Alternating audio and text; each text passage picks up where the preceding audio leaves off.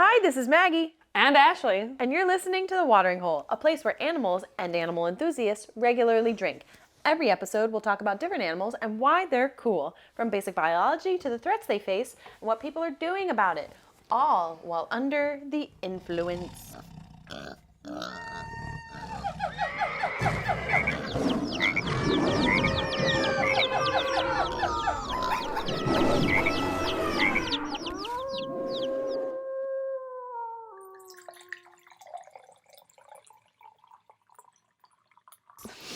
Maggie, don't give your dog wine. That reminds me, remember that time we went to a happy hour and we got pup and we got, it was something. like pup brew or something like that. Brew pup. Yeah, something like, yeah. Something clever. Yeah, let me keep saying something like that one more time. But it was like a dog dish and it was like broth or whatever. But the best was when we were there, Argos is big, so he's pretty obvious that he's there. My dog is not big. He's small and likes to hide under tables. Mm-hmm. So Maggie ordered it, and then I also ordered it, and the waiter was like, for you? And I was like, I have a dog. He's under the table. He's hiding. You can't see but him. But also, also, if I want to order a bowl of broth, let me order a bowl of broth. From a dog dish. But I was just like, no, I swear, look, I have a dog with me, which was fantastic. That was so cute, though. It was cute. We'll have to go back. Oh, how are you? You know what? I'm okay. Oh. That's not what I was expecting. I recently finished this book. Is this Migrations? It is Migrations, and it's a relatively new book, like came out in the last year or two. And it's set in a world that is devoid of all wildlife. Mm-hmm. We have basically made everything go extinct. We are past the sixth extinction, and Arctic terns are the only things pretty much left. Yeah. And it was just so sad that, like, it walks the reader through, oh my God, the crow has been declared extinct. Yeah. The crow, something that we take for granted. Yeah.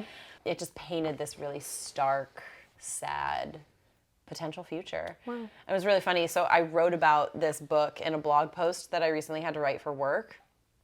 And the program expert that read it for accuracy on the species I was talking about, she is like this very brilliant lawyer who is so matter-of-fact, academic. Yes. She's brilliant. But she commented on my opening where I'm just like, so I recently read this book that all animals have gone extinct and we're headed down that road. It's a real bummer. She left this comment that was like, dear God, don't ever let me read this book. I only read escapist fantasy. Listen, I understand. I was like, wow, oh my God. I would not expect that from you. Yeah. I would think she's reading memoirs and things, but... I get it though. This day and age, we're living, I just finished a book called The Future that was about, it's 20 years in the future, maybe 30 years. Mm-hmm. And it's this not fantasy world, but sci-fi world of tech moguls, and the apocalypse is upcoming kind of thing. And it was really interesting. I was also listening at double speed audiobook because I had it on Libby and it was going to expire in 4 days. So is that the book? Yeah. So I rushed through it, but it was really good and it was really interesting. But I was like, this isn't usually my escapist fiction that I go for. Right. So I've never listened to anything at 2 times the speed. To be fair, it's 1.3 is what I listen at. 2 is probably too fast for me, but 1 is far too slow. Really? Yeah. Oh God. Interesting. My brain's like, can we move this along, please? Although I never listen, podcasts are fast enough for me because now I think you can listen to podcasts at faster speed. I wouldn't recommend it for this podcast. I consider myself a fast talker. That's interesting. I've never listened to an audiobook other than how it's presented to me, and half the time I'm just angry because I'm like, God damn, I hate this narrator. Oh, right? Best audiobook I've ever listened to was actually around the time that I went and visited you in Maine. Okay. And I was listening to Pet Sematary, which is a Stephen King novel. Oh, yeah. I'd asked my brother-in-law who loves Stephen King for what's one of the scariest ones. Oh. And so I listened to it and it was voiced by, oh shit, what's his name? The actor who played Dexter. Him. Michael something. Sure. I think. That guy. Anyway, but so a great voice. Already think of him as a serial killer, so to have this kind of spooky voice It was just really good. And then also I was like driving through dark Maine forests, which like most of Stephen King's Set the vibe. stuff with, and like got to the point where I was like, I can't listen to this right now. It's too real. Too scary. But it was so good. But yeah, and the narrator can really make it or break it. Oh my gosh. Which, really, just like a podcast, we can either make it or break it. And honestly, I'm surprised we haven't broken it. we might have for some people. Me. Listening to your own voice is horrific, just so everyone knows. I didn't expect we'd talk about audiobooks for so long. I didn't either. During that entire time, though, that you were going on, I wasn't listening to Going on. Talking. Talking. Also known as talking. Having a conversation. I was actually remembering and then processing through the fact that I didn't come up with a clue for this animal. Oh, no. Well, So that's a fair distraction. I was trying to quickly come up with a clue. I went too deep on another animal that I was researching. And then you were like, And then I was like, oh my gosh, I need to research Another animal as well. And today was a late day at work. oh my God. We all know. Excuses after excuses. We all know I showed up an hour late. You did. I sure did. And on my way here, I was on the phone with Adam collecting my last clues. Oh God. Or my last details about this animal. Adam, what you got? I asked, well, see, listen, he's great. He's a great friend. It's not very helpful when it comes to the podcast. He's not really creative. No, that's what I've learned. So I'm on my own with the clue. On my own. Is that it? Little Les Mis reference for you. That's it. Les Mis. Okay, let's see. So here, we're going to start here. We're in the spirit of naming an animal, a mammal, Mammal. after things that it is not. Okay. Which seems to be a theme for animals that I've selected this Yeah. season so far. Also, solid amount of the animal kingdom. Your clue is an airborne native to Madagascar. Flying squirrel. No. Big old bat. A big old bat. No. I'm doing a big old A bat. big old bat. Well, why can't I think of what flying fox is what I was trying to think of. And I came up with big old bat. Flying fox? You A mean flying fox. No. Okay. That's just what big, like, fruit-eating bats are. Right. Also called yeah, flying yeah, foxes. yeah. No. I just want to make sure everyone knows that I'm not losing it. It's an airborne mammal. An airborne, yeah, it's a mammal. It's an airborne Lemur. an airborne native to Madagascar. A lemur. What was the other part? An airborne native. Flying lemur. Yes. Oh, okay. I was like, there's lots of lemurs that are airborne, Maggie. So they're Forgot about the clue part of it. right. Yeah. No. So I'm doing a flying lemur, specifically the Sunda flying lemur, Ooh. which is completely and entirely inaccurately named because it's not a fucking lemur, Oh, nor does it fly. fantastic. It's actually a colugo. Have you heard of ever this animal? Have I heard of ever this animal? I've heard the name colugo, and like, I think in a multiple choice kind of situation, I Okay. could pick it out. Okay. But I'd love to learn more. Beautiful. Okay. Good thing we have a podcast about that. Blah. So, Galeopteris variegatus. It is the Sunda flying lemur, or the Sunda colugo, which is found not in Madagascar. It is not a lemur. It's actually found in Southeast Asia. Oh, Indonesia, Cambodia, Laos, Vietnam, Thailand. Its name comes from the Greek words of skin and wing. love it. So if it's a mammal I'm talking about and it's not a bat, it can't actually fly. So basically it has, like a flying squirrel you mentioned earlier, skin flaps. It's a glider. It's a glider. It's like a sugar glider. Can definitely stay more airborne than the rest of us. Sure but can, because can't it's got fly. a lot of loose skin. Yummy. So they glide through the air, and they have a face like a lemur. That is where they get their name, That's flying the lemur. confusion. That is the confusion. But they're not a lemur. Otherwise, like lemurs, they are primates. So they're not a lemur. Otherwise, they'd be our relatives. But are they our relatives? Why are you? This whole episode feels like a game show. But are they? Let's look behind door number 1, and then We're actually going to get behind a couple doors. perfect. Stay with me. All right. They are very arboreal. They stay in their. They rarely come down from their trees. They are Arboreal. arboreal. Just really want to hammer that home. They love those fucking trees. It's wild. Love them. They can glide between tree to tree up to 100 meters. Damn. Really stinking cool. That's like 300 feet. That is a lot of feet. And if the wind is just right, they could probably do a little more. Damn. They are nocturnal. They eat soft plants. So they got a little delicate mouth. They can be found anywhere, though. They're not just in like dense forests. They can be found on plantations. They can be found in gardens. They can be found in neighborhoods. I was like light forests. Light forests. In Southeast Asia, they can be found in almost any habitat because they're highly adaptable. Nice. So kind of think of like our squirrels. Okay. Yeah, they can be found anywewhere. Sorry, real quick. There are so many black squirrels in my neighborhood. Are there not? I know. The Arlington is a melanistic. weird. It's so really weird. many.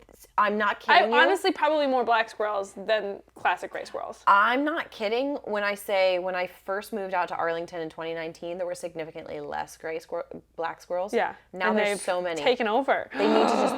They need to study. They need to population control them.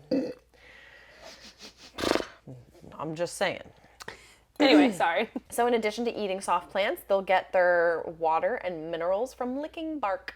Yummy. I mean, I'm sure they'll drink some water too, like off of leaves. Don't ever make that face again. So sorry. How big are they? Well, so actually, I didn't even describe what they look like. Yeah, other than a lemur face and skin flaps. If that doesn't describe it for you, you're on your own, folks. I was like, well, you're halfway there. So they are adorable. Like, if there ever was a mammal I wanted to cuddle and squeeze and hold in the crook of my arm, it's a Sunda flying lemur or a Sunda Caligula. Caligula. Colugo. So they kind of look, if you don't know what a lemur looks like, I can't help you. Because they're so much cuter than a squirrel. What does a sugar glider look like? Sugar glider. Okay, so imagine a cute little mousy shrew face with big eyes, cute little ears, a squirrelish length body, a tail, and I don't know, they're cuter than that. What are you looking at? Are you? I'm looking them at up? pictures because I gotta say, I don't think they're that cute. Oh. I do think they are cute. They're a little too, there's too much rodent influence. We're gonna talk about that. That makes me uncomfortable. We're gonna talk about that. I think they are cool, but I wish their eyes weren't quite as big. See, I think the eyes make them kind of cute. Yeah. And because they have the skin flaps covered in fur, Yeah. they're like really squishy looking and and cuddly looking. They do. There are some. There's like this little sleepy hammock boy. Yeah. That's pretty cute. I'm not saying they're ugly. I'm just saying that They're not your cuter, fave. cuter, smaller mammals that I've seen. Yeah. But they do got real big eyeballs. That's fair. That's fair. But then also part of me was like, this kind of looks like Ollie, so I don't know what that means about my brain. Anything with big eyes you think looks like Ollie. This is fair. This is fair. You know, that's fine. So how big are they? I keep talking to, like referring to lemurs and squirrels, thinking Yes. that everybody knows what those are, but I mean, squirrels we at least do. So these guys, the colugo is, imagine like the length of your forearm, and then their tail is the length of your hand. Oh, okay. So as long as you're not 7 feet tall, Yes. that's roughly what they could be. All right. So you could just hug them. Good hugs. You know. Now, you are talking about the characteristics that don't really appeal to you, rodents. Correct. They share a lot of characteristics with shrews. Oh. Tree shoes. Tree Tree shoes. shoes. The shoes you wear to climb trees. I have a couple of those. Tree shrews. But then they also share a lot of characteristics as bats Uh-huh. and lemurs and us. Oh, just humans. Just a little bit of everything. They really do. So that is the throwback, the callback to me saying, like, if they were lemurs, they would be related to us. But are they? Oh, that was a Foreshadowing. yeah. I was gonna say Easter egg, but my brain kept going jelly bean, and I was like, brain, that's not right. Not the same things at all. I mean, I guess they're kind of shaped similarly. I think my brain just went full Easter Oh. celebration. Okay. Full Easter. Not an Easter egg, but what else could you find in an Easter basket? Jelly bean. Giant chocolate bunny. It's a giant chocolate bunny.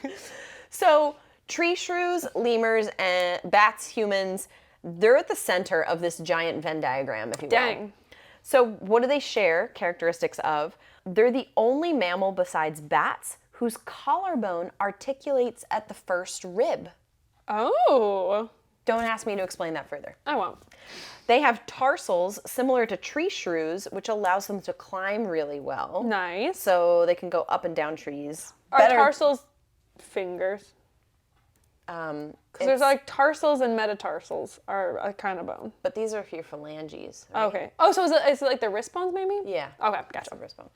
They have comb-like teeth, like lemurs do for grooming. And each incisor is actually its own little comb. Oh. So there's like tons of little combs. Tons of little combs that are, because like I said, they're really furry and cuddly and looking like they have to be grooming And they gotta themselves. look good. Next, they have features in their joints like primates, us.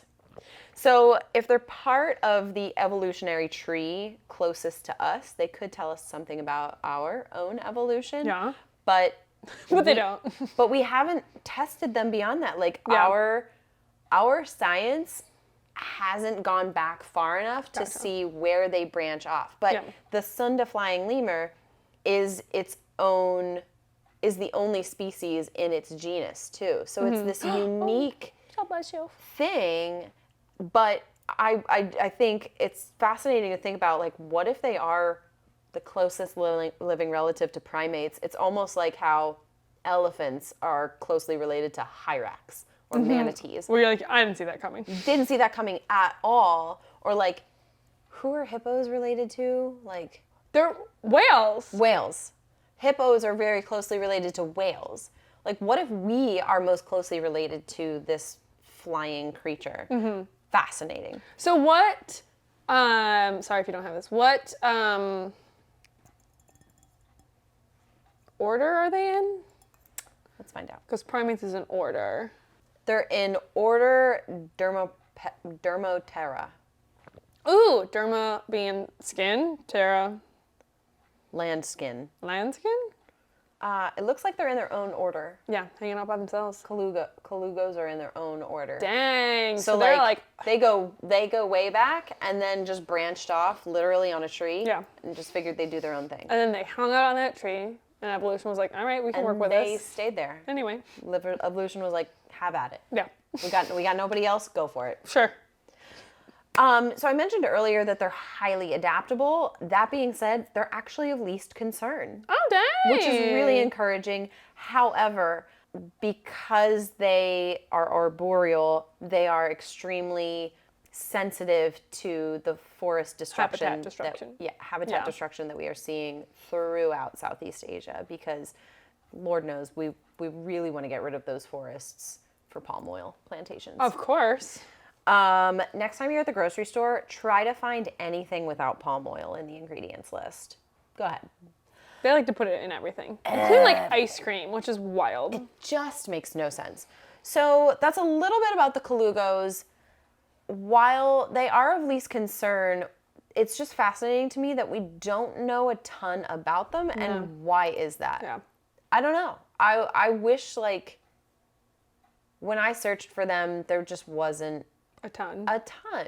And I was trying to think of like other examples of like animals, but like there's other ones that like, because especially like they're in their own order, which means like there's not a lot like it. Whereas like a lot of times you'll like know generally about like this group of animals and stuff like that, but Like, that's not. I don't have a reason.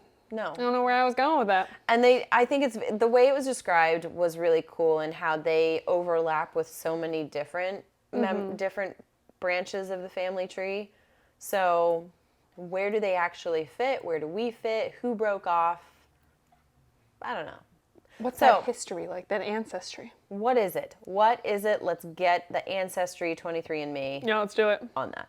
All right, so I know that wasn't a ton, but that is colugos for you. But that was super cool. I love, again, I knew like the name colugo and like kind of recognized them, but other than that, didn't know much. Are you ready for my clue? I really hope it's an easy one. I think it'll depend. It's not my best clue in the world. Great. I'll explain a little bit more. Let's have it. Later, but okay, this is an extravagant pointed leaper. Not my best work. An extravagant pointed leaper. Mm-hmm. So is it a type of frog? Yes. Okay. Leaper was what I came up with for frog. And that's what I got. An But it worked. extravagant pointed. I don't know, like the fancy toad frog or Pointed. Pointed. Star. Like a rhino. Horned. There's a horned frog out there? There is. There's actually 12 of them. That's weird. Do you want me to finish the clue for you? What's another word for extravagant? Or like highly decorated, maybe? Ornate. Yes. I am doing the ornate horned frog. Okay. You got most of the way there. I think I did. Also, a very good chance that you didn't know about this guy. No, I didn't. Or any of their relatives. Literally, I was trying to figure out what I wanted to do, and I knew I hadn't done an amphibian in a while, and I was like, I want to do an amphibian. So I just looked up like coolest frogs. Oh. And this one had the largest mouth, and I was like, that's great. First, I came up with the Brazilian horned frog. Okay. And then my clue was going to be like hairless, like a Brazilian wax pun. Oh. Which I thought was really funny. But there's way more information on the ornate horned frog, so I went with that. The ornate horned frog, also called the Argentine horned frog, also called Ceratophrys ornata, also called the Pac Man frog. Oh my goodness, because of the big mouth? Because of that big old mouth. So Pac Man, yes, the 80s arcade game. Yes. We'll get in a little bit more, but yes, it is because of the big mouth. That was really going to be like my reveal, but I kind of gave it away in the beginning because I was really excited about it.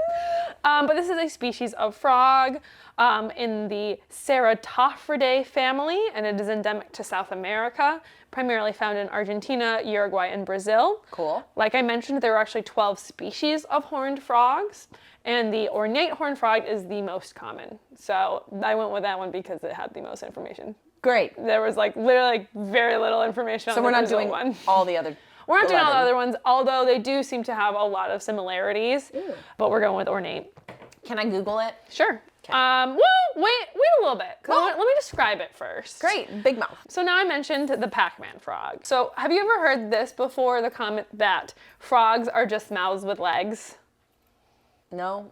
Okay. Well, in my college growing up, or I don't know, I've just like, okay, Maggie's Pac-Man with her hand. Well, I've heard it referred to with other frogs because frogs are like pretty gluttonous, I guess. Like they don't do a lot, they just eat a lot.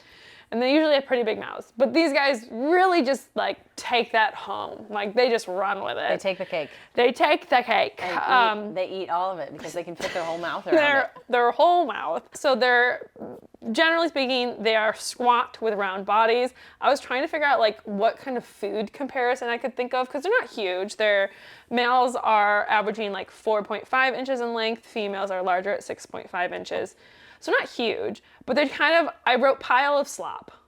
And then, so they're like a big old sloppy Joe? Kind of. And then I wrote cow patties. Oh. Like cow poop. That's not what they look like, but that's what their body shape is. It's like a plop of stuff, but like has some height to it. So here's the thing though, I would think of cow plop as a real big thing, but they're not that big if they're 5 to 6. Okay, a baby cow plop. Okay. But just like a plop of thing. Like they're very plop. They're plopped. They're plopped, obviously. But their jaw is about as wide as their head and accounts for roughly half of their size. So like just the biggest mouth you've ever seen. And depending on what species you're looking at, like they can obviously look a little bit different, but literally it is a mouth with legs. That is what this is. That sounds like a child tried to draw it. Yeah, definitely one of those. Or you asked AI and they were like, sure, here you go. Frog with a big mouth. Yeah. So they do have legs. Great, thank you for that. But they have relatively short legs. They're not strong jumpers, so even though I describe them as a leaper, they're not a big leaper. Wow. They're just a frog. They have these fleshy crests above their eyes, which is where the term horn comes from. Although not all horned frogs actually have those little pointies, strangely enough, but these ones do. They also come in a variety of different colors. Ooh. Usually there's some combo of greens, browns, yellows, and reds. However, horned frogs are very popular in the pet trade, and because of that, they've kind of led to these specific color morphs, where they're bred for these specific colors. I was just going to say, we've made them more of whatever we desire. Which is really common in pet trades. Like one thing, I remember I had a friend who does a lot of stuff, he's very into like the aquarium scene, and like one species in particular, like clownfish, the way we've domesticated them, there's like 19 different colors of clownfish. What? But because, like, think of dogs, like we breed them for these specific things. Yeah, that's true. When something becomes domesticated, you can breed it for these specific things. So some of the color morphs they have different names. So there's the strawberry, the dragon wing, apricot, leopard, and strawberry pineapple. So these are all different colors, and these are not just the ornate horned frog. These are different horned frogs. Most of them are the ornate ones. But yeah, just these different kind of color morphs that we've bred, which is just crazy. It sounds like you just named a bunch of smoothies. Right? Which then if you look at like, like looking at like the website that had them all, and because they held food names, it was really unsettling because I was like, I wouldn't want to eat any of these because they're wrinkly, like warty Plops. frog plops. A beautiful animal though, truly, truly gorgeous. So that's what they look like. So if you want to look them up, go for it. I'm ready. But they do just have gigantic mouths. Habitat-wise, I mentioned they live in Argentina. You're going Brazil, but they're living in temperate grasslands. Oh, they're so cute. Aren't they cute? Oh my gosh. Okay, I've definitely seen these guys before. They're definitely on like the list of like weird ass things. Okay, so for those of you that watch Futurama, they look like the toad, oh my god, Hypnotoad. They look like Hypnotoad, but in like a cute way. I think they're really cute. They're really quite adorable. Oh my god. Look at that big merp of a mouth. But so they live in temperate grasslands. That was weird. They live in temperate, god damn it, grasslands and shrublands on the ground near temporary water bodies. Temporary water bodies. Yeah, I don't have more information than that. That was from the IUCN. But so they're not living like in lakes, you know. Let's get into their feeding, because let's be honest, this is what we're here for. Pac Man. Because they got giant ass mouths. So they are diurnal ambush hunters. So during the day is when they're most active, and they are ambush hunters, which is like kind of the sit and wait for prey to go by, and then they're just lunging with this giant monster mouth, which is what I refer to it multiple times, so loud. and engulfing their prey whole, which is a little bit different than not a little bit, I would say majority of frogs are not ambush hunters. They're using that tongue to like grab insects and stuff like that. So ambush hunting in frogs is not the norm. But that's what these horned frogs are doing. So with that monster mouth, they attempt to swallow anything whole, including insects, rodents, lizards, and other frogs. I'm watching a video right now. Oh my god. They're not cute anymore. No. This was my favorite line. I think it was on just the Wikipedia article. They will try to eat anything that can fit in their mouths and some things that can't. They're just like going for it. Oh my god, it's like when a snake its eyes are too big for its stomach and then it just regurgitates it like whoops. It's like, oh shit, that was far too big. So they do have a kind of fearless reputation in that they will go after anything. Go for it. Live large. YOLO. They'll bite anything. They're, voracious is how they're commonly described. Wow. So they will bite a human if provoked, and a bite to a human would be painful and most likely would require medical attention. In what way? Like if they bit your finger. So they don't have teeth? So they don't have teeth, but it's the pressure, and they have what's the name? They do have like it's not teeth, but they have like some kind of it's not dentition either. It's like what the fuck is? I didn't put it in here because I didn't think you'd bring up teeth. I'm sorry. But they don't have teeth, but they do have like some kind of structures in their mouths to help with like gripping, I think. To apply the pressure. But it's more about pressure. So I was reading about this one study that was done. It said, we found that small horned frogs with a head width of 45 milliliters is incorrect, millimeters, can bite with a force of 30 newtons. That would feel like having 3 liters of water balanced at the tip of your fingernail. I don't know what that means. It like because I don't balance 3 liters of water on the tip of my fingernail. But 3 liters, so 2 liters is like a soda bottle, right? Maybe? I thought that was a liter. Okay, 3 soda bottles on the tip of your fingernail, like that kind of pressure. And that's a small one. Okay. But more impressively, the larger horned frogs from Brazil, so the one I was originally going to do, with a head width of 100 millimeters, are calculated with a bite force of 500 newtons. That would be like having 51 liters of water balanced on your fingertip. So think of your fingertip with 51 bottles of soda on it. So you know what's easier? That amount of pressure. For me to imagine just like closing my finger in a door. I guess, but I don't know specifically what that is. But people can imagine 51 bottles of soda. If I'm imagining on your finger. If I'm imagining 3 bottles of soda on my finger, that's annoying because it's pinching my finger. Now you're saying again, that's 50. So that's for the smaller So you're ones, saying but for 50. the bigger 50. 50. That sounds like a big pinch. Yes. Which would be me slamming my finger in a door. Yeah. So anyway, it's gonna hurt, and I think the point of it is this is a frog. With a big mouth and remember no last actual episode teeth. I'm talking about alligators. These things are massive dinosaurs. These are little frogs that are like could break your fingertip essentially. The bigger ones, that is. But my favorite thing was that there were videos from this study of them testing the bite pressure. Okay. And so they had like these little devices that they would get the frogs to bite onto, which was very easy. It's very easy apparently to get a horned frog to bite something, but they would bite and they wouldn't let go. So it's just like these frogs dangling from the devices. Let it go. And at one point you hear one of the scientists like, I guess we should just put it down. Like it'll let go eventually. But like they bite and they do not let go. So they could play. They essentially play like the worst game of tug of war. Yeah, or the much. best. Or they're like those people. Like when I was little, when I was younger, I remember playing like basketball, and like if you're both holding onto a ball, they'd like blow the whistle, and then you'd have to do like you throw it in the air or something. Jump off. I'm not very sporty. But I remember I wouldn't let go because I was like, I'm going to win, and then I'd be like, why did you blow the whistle? Clearly I was going to win. And that's what reminds me of. Like they're just not giving up. They're not giving up. They're Look at very them. competitive. Actually. Oh, I like this. Okay. Relatable. So they're fun. So their reproduction, not particularly exciting. They reach sexual maturity between 1.5 and 2 years. After mating, females deposit about 2,000 eggs in the water, and within 2 weeks, they become tadpoles. Right? They're doing the let's just lay a lot and hope something Hatches. lives. Yeah. And then apparently tadpoles are capable of making distress calls by forcing air out of their developing lungs. And this is impressive because they're so far the only vertebrate to larvae observed being able to do so.